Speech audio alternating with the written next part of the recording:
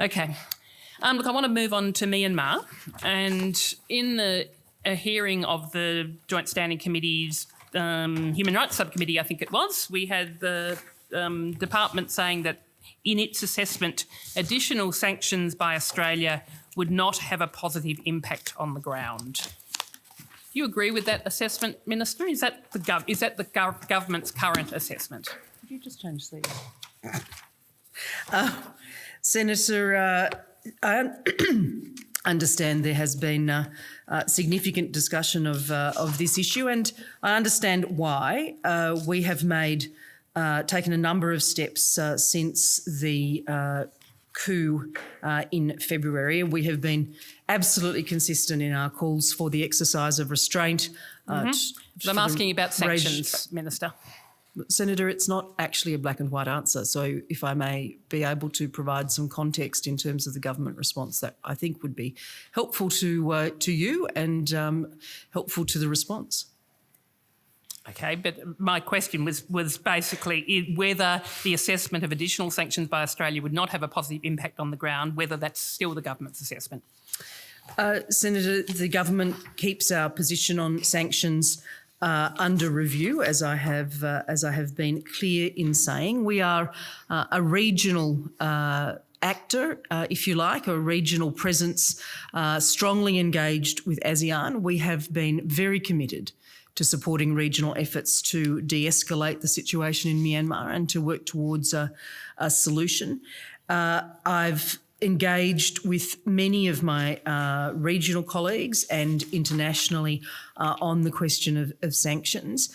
And our consideration is not to impose them at this time. It is not our view that they would advance our interests and our interests in supporting the ASEAN-led solution and the ASEAN efforts that are being made. So then not an option at this time then? No, I think I would say they are under review regularly, Senator. It is actually something that I discuss with my advisors and with the department on a very regular basis. If there is a decision to impose sanctions, we will do that when it's appropriate or if it's appropriate and if it's in the national interest to do so. So what would we be waiting for? When would it be determined to be appropriate? I think it's a hypothetical question, Senator. These circumstances are not predictable and they are not ones that we have a roadmap for, if you like. Our consultation with our regional partners is very important in this process, including with the current chair of ASEAN, with Brunei. I've been in contact with their foreign minister again this week on these matters. I saw him in London as he was a participant in the G7 Plus foreign minister and development ministers meetings. And we have to factor all of our interests into a decision like that. I do acknowledge, and that's what I was starting to do before, that there is a breadth of views on this subject, and I've certainly seen those and been engaged on those. I met with one of the leading US advocates on Myanmar in Washington last month, Tom Andrews, thank you. Tom Andrews. He's the Special Rapporteur. Who's the UN Special Rapporteur, who's also not the UN just the leading advocate. If I could finish my sentence. Who's also the UN Special Rapporteur, as you say, and we had previously spoken on the phone as well. It was very good to have the chance to meet him in person. So these are matters which we will, as I said, keep under review. Minister, you're aware of the report prepared by the Australian Council for International Development that contrasts Australian sanctions with other countries? Yes, Senator. Yes, and I think I'd like to table a copy of some excerpts from that report, which I understand the Secretary has had copies of. And, I mean, in previous estimates, the department has said that we're working... Just wait a minute, Senator Rice. Have we seen that? I haven't seen which Senator Rice wants to table, Senator. Okay. Not that it's for me to see, it's for you to see. It's coming. All right, proceed, okay, Senator good. Rice, and Thank we'll you. come back to the document. I mean, you talk, Minister, of the various engagement you've had, and particularly with ASEAN. I mean, the department has said that we're working with like-minded countries on this. I mean, the ACFID report compares Australia's lack of sanctions with the sanctions imposed by the US, the UK, Canada and the EU. I mean, you'd describe the US as like-minded, wouldn't you? All of those entities, broadly speaking, Senator, yes. Yes. I mean, do you think that it's credible that our position is so divergent with the position that the US, the UK, Canada and the EU have taken? I mean, they're all our like-minded countries. I mean, are we at risk of undermining a coordinated global approach on this issue, which is what is being called for? And particularly, I know that the US Special Rapporteur has been calling very strongly for a coordinated global approach. Senator, no countries in our region have imposed sanctions. They are also important partners and important counterparts on these very, very difficult issues in Myanmar. The decisions that the government has taken around maintaining, of course, our military arms embargo, about ceasing our defence cooperation program, about diverting our development assistance so that it does not go through the regime but is delivered by key partners such as the World Food Programme, Save the Children, and there's a third that off the top of my head I can't recall. They are decisions which are in response to events in response to the actions of the regime and the coup. We are very focused on our support for ASEAN efforts and with providing ASEAN the support it needs to de-escalate the situation. The ASEAN leaders meeting that was held on the 24th of April was a pivotal meeting, in my view, Senator, and in Australia's view, a meeting which came to a point where it was able to deliver those 5 points of consensus and also the Chair's statement from Brunei, the 5 points of consensus, Senator, to be implemented with the support of the ASEAN leaders, including the appointment of a special envoy. And I note that my counterpart, Foreign Minister Marise, has pursued that in public commentary just in the last day or so. Access for the special envoy. I'm just trying to find the points which are, sorry, on page.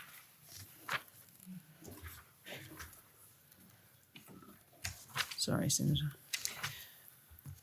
Can I come back to ASEAN because I do want to cover that ASEAN meeting and the ASEAN the 5-point measures that were stipulated. But before going there, I want to ask also whether you're aware of the letter that was sent to you by 390 civil society organisations in Myanmar calling for Australia to impose sanctions.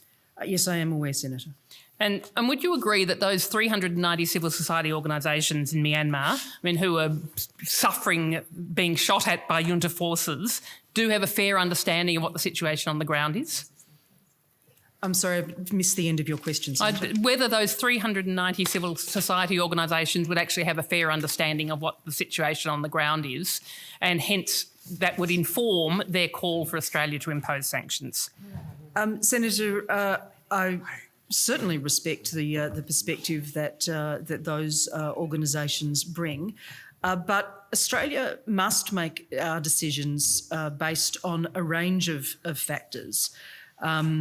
We respect the decisions of those of our partners who have determined to apply further sanctions, but the consideration of whether we impose sanctions, Senator, involves a detailed assessment of what's in our national interest at any given time and the circumstances in our region and on the ground. So you're basically saying we know better than those 390 civil society organisations on the ground. I'm absolutely not saying that, Senator, and I really would prefer you not to put words in my mouth. Have you replied to that letter? And I would like to table the letter as well. Thank you, Senator. Have you replied to it? I understand a reply is in preparation, Senator. I don't want you to put words in my mouth, Senator, because that's not what I said and it's not what I think. And you would appreciate that I also take advice. In fact, I would hope you would think I would take advice from our post in Yangon and the officials that we have on the ground there as well. But we've got 390 civil society organisations. We've got the US, the UK, the EU, Canada implying sanctions. Those 390 civil society organisations have asked you for some clear, concrete actions to impose sanctions on the junta leaders, on military conglomerates, on state-owned enterprises, to pressure Adani ports to stop financing the Myanmar military, to support calls for a global arms embargo, and to join action at the International Court of Justice to hold the Myanmar military accountable for genocide, war crimes and crimes against humanity. So, I mean, to me, those calls are, incredibly strong, given that they are the people that are being shot at, that are being, attacked on the ground by the junta. But you at this stage essentially aren't listening to them. That's not correct, Senator. And again, please don't put words in my mouth.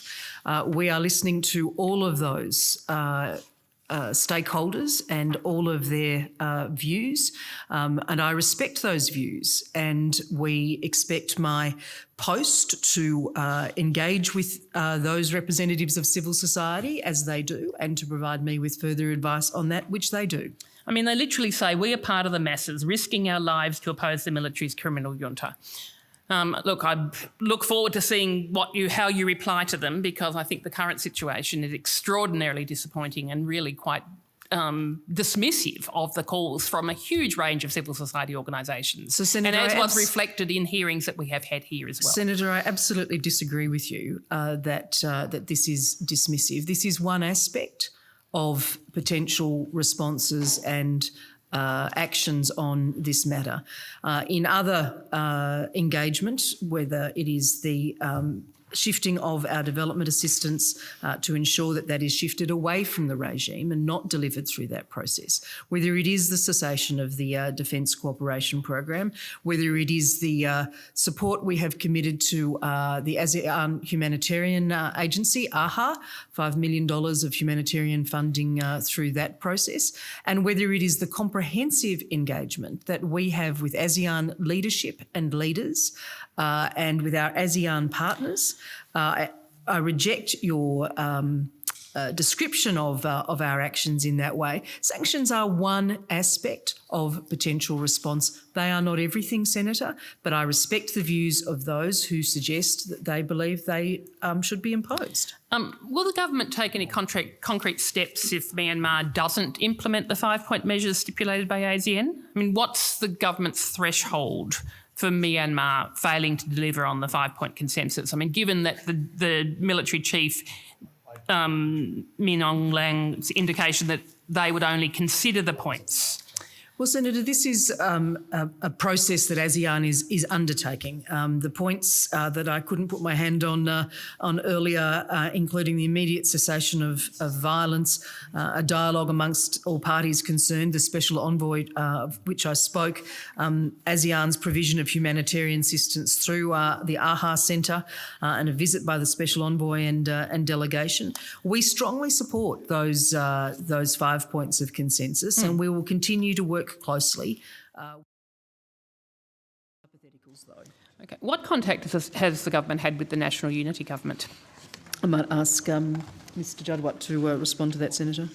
Thank you, Senator. Ridwan Jadwat, First Assistant Secretary, Southeast Asia Division. Senator, we have had officials-level dialogue with the National Unity Government. In fact, just yesterday I spoke with a representative of the National Unity Government, and so as the head of our Myanmar task force. So there have been at least 3 occasions that we've had contact, and we've undertaken to have further contact in coming weeks and months. Okay. And can you tell me just briefly, and perhaps take the details on notice, about the humanitarian funding support that has actually been able to be delivered? In terms of the humanitarian funding support, Senator, as the Minister said, we've redirected our development program to focus on those who are most needy and those who are most vulnerable. And as the Minister said, in terms of that funding, $11.5 million that have been identified to be redirected, $4.5 million for food assistance through the World Food Programme, $3 million to support the UN Population Fund's work on sexual and reproductive health care, and $4 million to support a Save the Children-led Myanmar Education Consortium, which supports non-government education providers to deliver education services to marginalised children. And has this support actually reached the ground? My understanding is that all of that work is ongoing at the moment. So when you say ongoing, is it started? Yes, absolutely, Senator. All right. So there is some support, but obviously, so you're saying Yes. not at full level, but Yeah, basically being there rolled are out. obviously difficulties on the ground in terms of the curfews and other restrictions on people's movement because of the outcome of the coup. But our embassy staff, our development team, are working with trusted partners on the ground to deliver these programs. And my understanding is that they're working very hard to do that, and they are making progress. Has the government issued any business advice to Australian companies investing in Myanmar, advising them to review their investments? Senator, in terms of business advice, Austrade has now closed its office in Yangon, but prior to that, my understanding is that they had provided advice. A lot of it is based on consular and travel-related issues, but also they provided advice about business risk and also about the consequences of the coup. So I think our team there have been diligent about explaining to them, and of course businesses make their own decisions about their own particular circumstances, but I think we have provided advice. Sorry, I should have been more specific. What I want to know is business advice as to whether those investments are directly or indirectly profiting the junta. I'd have to take that on notice in terms of the exact specific advice that Austrade may or may not have given. I don't have that information. Do you think that that's an important advice that businesses should be issued if you have, or whether you have or haven't? We certainly done that so have far? engaged with business, Senator, and I know I've given evidence here before in relation to, for example, Woodside, but there may be more that Mr Ridwan can add on notice. Okay, thank you. Has the government had any ongoing discussions with the junta in recent times? The last direct contact, I understand, Senator, was on the 22nd of February when the Vice Chief of the Defence Force spoke to the Deputy Commander-in-Chief of the Tatmadaw, and that was specifically related to our efforts to secure the release of Professor Sean Turnell. As far as I know, that was the last official contact with a direct member of the military regime. Okay, thank you. I want to move on to